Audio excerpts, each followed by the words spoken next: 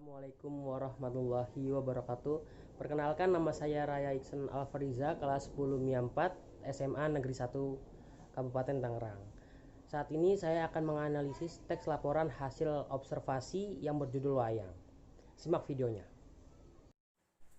Di sini kita lihat definisi umum terletak pada paragraf 1, yaitu wayang adalah seni pertunjukan yang telah ditetapkan sebagai warisan budaya asli Indonesia. UNESCO, lembaga yang membawahi kebudayaan dari PBB, pada 7 November 2003 menetapkan wayang sebagai pertunjukan bayangan boneka tersohor dari Indonesia, sebuah warisan mahakarya di dunia yang tidak ternilai dalam seni bertutur. Lalu deskripsi bagian terletak pada paragraf 2. Wayang, yaitu wayang kulit, dilihat dari umur dan gaya pertunjukannya pun dibagi lagi menjadi bermacam jenis. Jenis yang paling terkenal karena diperkirakan memiliki umur paling tua adalah wayang purwa. Purwa berasal dari bahasa Jawa yang berarti awal. Wayang ini terbuat dari kulit kerbau yang ditatah dan diberi warna sesuai kaidah pulasan wayang Pandalangan. Diberi tangkai dari bahan tanduk kerbau bule yang diolah sedemikian rupa dengan nama cempurit yang terdiri dari tuding dan gapit. Cerita yang biasanya digunakan adalah Ramayana dan Mahabharata. Wayang purwa terdiri atas beberapa gaya atau gagrak seperti gagrak Ekasunanan, Mangkunegaraan, Ngayogyakarta, Banyumasan, Jawa Timuran, Kedu, Cirebon, dan sebagainya. Selain wayang purwa, jenis wayang kulit yang lain yaitu wayang Madya, wayang Gedog, wayang Dupara, wayang Wahyu, wayang Suluh, wayang Kancil, wayang Calonarang, wayang Krucil, wayang Ajen, wayang Sasak, wayang Sadat, wayang Parwa, wayang Arja, wayang Gabuh, wayang Cupak, dan wayang Beber yang saat ini masih berkembang di Pacitan.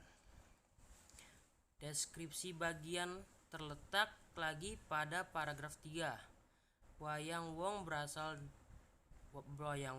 dari bahasa Jawa yang artinya orang.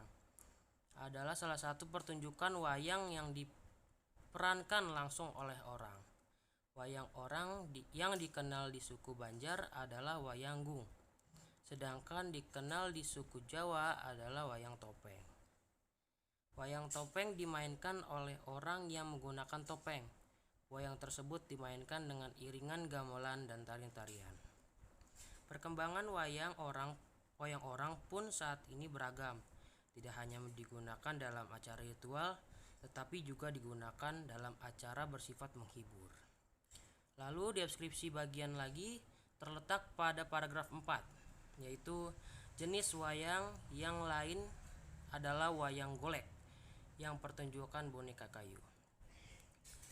Wayang golek berasal dari Sunda. Wayang ini disebut juga wayang tegul. Selain wayang golek Sunda, wayang yang terbuat dari kayu adalah wayang menak atau sering juga disebut wayang golek menak karena cirinya mirip dengan wayang golek. Wayang tersebut pertama kali dikenal di Kudus. Selain golek, wayang yang berbahan dasar kayu adalah wayang klitik. Wayang klitik berbeda dengan golek.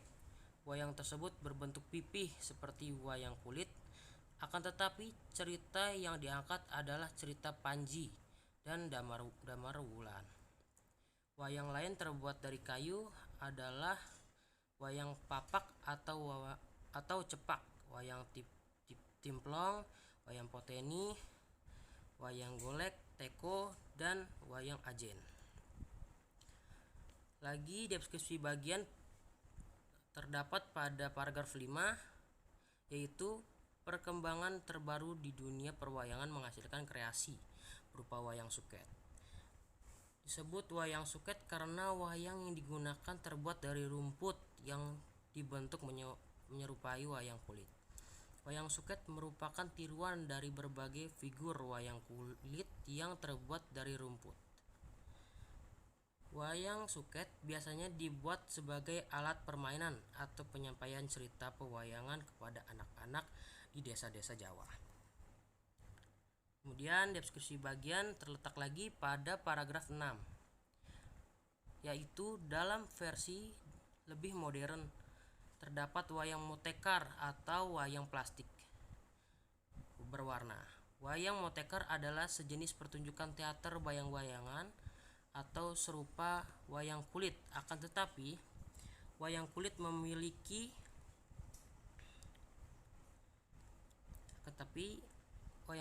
memiliki bayangan yang berwarna hitam saja.